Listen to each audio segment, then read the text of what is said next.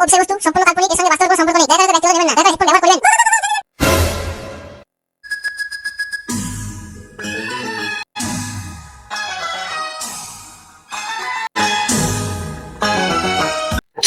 এই মাসে এখন টাকা ঢুকলে কি করবো কি জানি, সাইডে কিনতে হবে লক্ষ্মী ভান্ডার টাকাটা।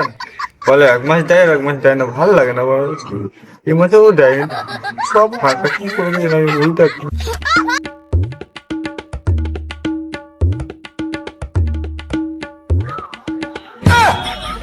এই ঢুকেছে ঢুকেছে, কি আনন্দ ঢুকেছে, কি আনন্দ আমার ঢুকেছে ঢুকেছে, এই ঢুকেছে ঢুকেছে, কি সুন্দর।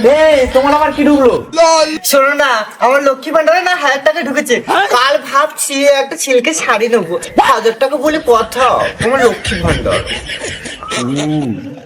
তা নাও, তার সঙ্গে যেন মাছ কাবারি চালটাও আছে, কারণ শুধু শাড়ি পরে তো আর পেট চলবে না, চোদনার ভোজন দুটোই লাগবে। মা, তুমি 1000 টাকা লাভ আসতো কেন? আমি যে যুবসাথী 1500 টাকা পাই, তোমার থেকে 500 টাকা বেশি। আমি তো এরকম করছি না। ওরে আমার লাস্ট হয় বেটা, তুই যে 1500 টাকা পাস, তুই কি করছিস আমি জানি না। লোটারি কেটে মদ খেয়ে উড়াস। আমি 1000 টাকা পাই লক্ষ্মী ভান্ডারের, লক্ষ্মীর আশীর্বাদ, সেই টাকা আমি সংসার চালাই। কোথায় তো কোথায়, আজ তো লটারি রেজাল্ট বেরোবে। আর তুই বলছিলিস যুবসাথী টাকা ঢুকলে আমাকে বিরিয়ানি খাওয়াবি, টাকা তো পেয়েছিস, চল খাবি।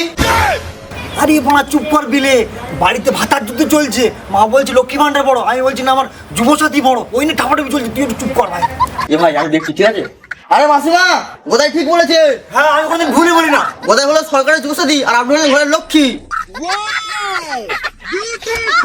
কিন্তু সমস্যা হলো লক্ষ্মী তো চঞ্চলা, আর গোদায় সব টাকা লটারি ক্যাশ বাক্সে বন্দি। একদম ঠিক বলছি বিলে। এই যে কতুল বাবা, তোমার ছাবাল 1500 টাকা পায়, তবু দেখো তার পকেট ফাঁকা। আর আমি 1000 টাকা পাই, সেই টাকায় সংসারও চালাই। আর তুমি বলো তোমার জন্য আমি নস্যি কিনে নিয়ে আসিনি?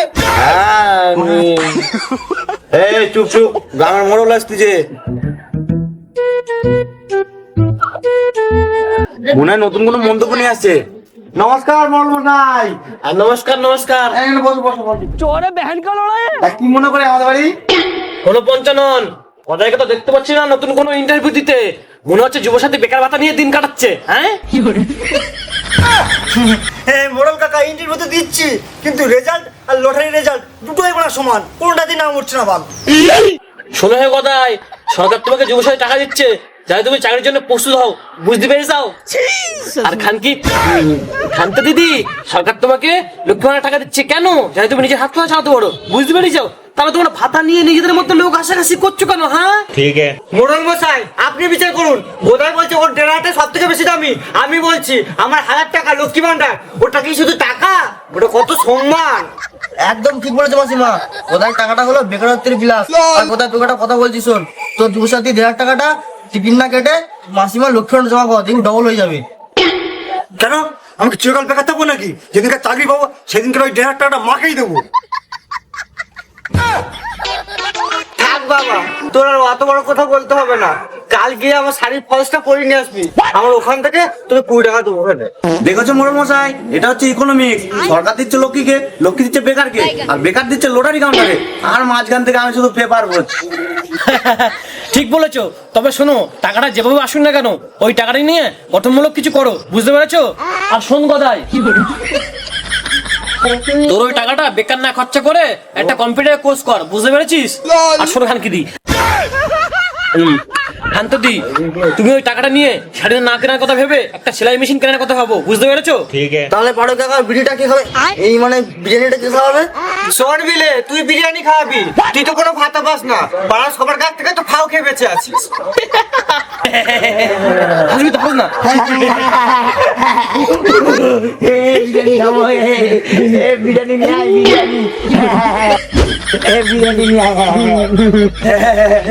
এ সবাই বাড়ি চল বাড়ি চল, আজ গদার মার লক্ষ্মী ভান্ডার টাকা দিয়ে পান্তা ভাত আর ইলিশ মাছ ভাজা হবে, চল চল চল।